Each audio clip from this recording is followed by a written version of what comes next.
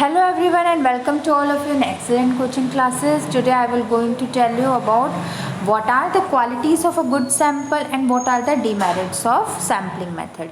In my previous video, in my yesterday's video, I had told you about what are sample, what is sampling method, what are its features and what are its merits. In my today's video, I will going to tell you about what are the qualities of a good sample as well as what are the demerits of sampling method. So, without wasting our time, let us proceed with our video. Qualities ऐसे कौन से गुण होने चाहिए हमारे एक अच्छी sampling के, गुड सैम्पलिंग के? तो पहला इसमें होता है a good sampling is true. जो भी आप सैंपल लो वो ट्रू होना चाहिए, सच्चा होना चाहिए, उसमें कोई मिस्टेक, डिसऑनेस्टी नहीं होनी चाहिए. Whatever you are writing, whatever you are doing the survey, it must be totally true and done with honesty. Honesty से, सच्चाई से किया जाना चाहिए. ठीक है. सेकेंड है good sample maintains accuracy.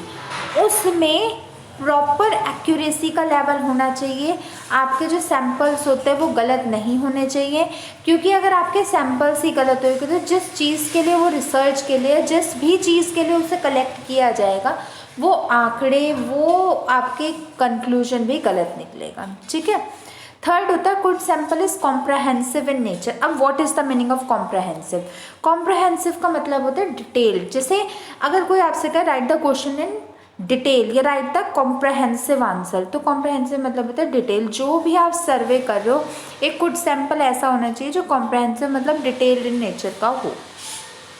Fourth point होता है a good sample is free from bias. Bias मतलब होता है पार्शियलिटी.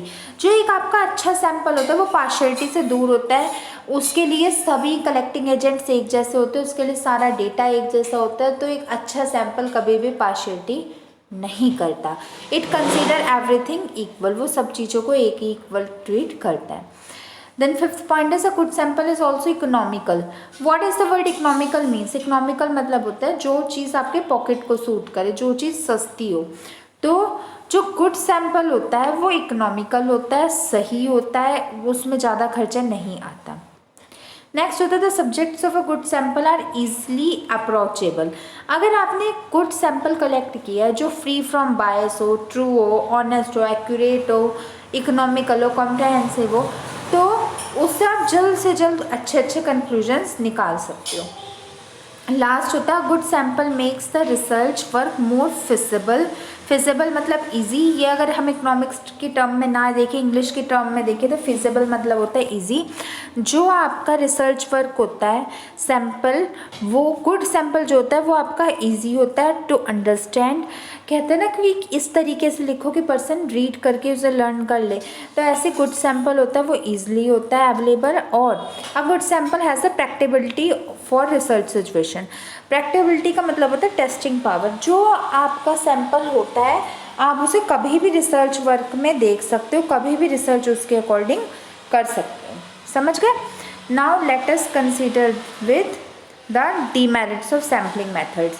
देखिए वैसे तो जैसे मैं आपको हमेशा कहती हूँ every coin has two side. हर एक कॉइन के सिक्के के दो पहलू होते हैं, जो कि हमारे होते हैं एडवांटेजेस और डिसएडवांटेजेस. इसके भी इक्वल डिसएडवांटेजेस होते हैं.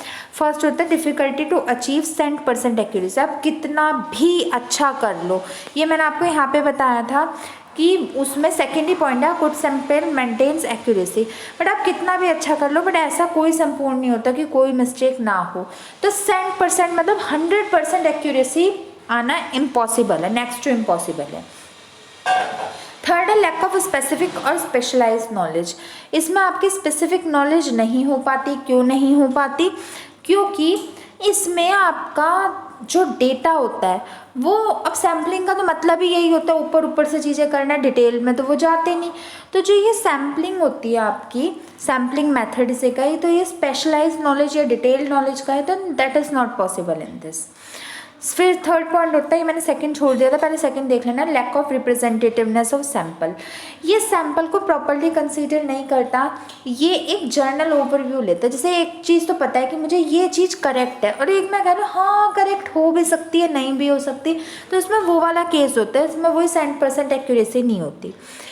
अब लास्ट पॉइंट काफ़ी इंपॉर्टेंट है, बायस इन सिलेक्शन ऑफ सैम्पल. माना ये किसका क्वालिटी थी कि ये अनबायस्ड होते हैं। देखो फोर्थ थे, a good sample is free from bias. लेकिन जब आप सैंपल सेलेक्ट करते हो तो उसमें बायसनेस आ जाती है, मतलब पार्शियलिटी आ जाती है। ठीक है, ये तो एक डिमेरिट्स थे। और डिमेरिट्स वही है, सिलेक्शन बायस, सेलेक्ट करने में दिक्कत होती है, बायस होती है, पार्शियलिटी होती है। और sample is not representation of whole population. जो सैंपल होता है वो तो जब मैंने आपको समझाया था तभी बता रहा था, सैंपल आपकी सारी पॉपुलेशन को इकट्ठा कंसीडर नहीं करता, ये सिर्फ अ पार्ट ऑफ पॉपुलेशन को कंसीडर करता है। नेक्स्ट है डोंट अलाउ जनरलाइजेशन, वही डिटेल एक्सप्लेनेशन नहीं देता, कॉम्प्रहेंसिव नहीं देता, सिर्फ ऊपर ऊपर से ही देखता है।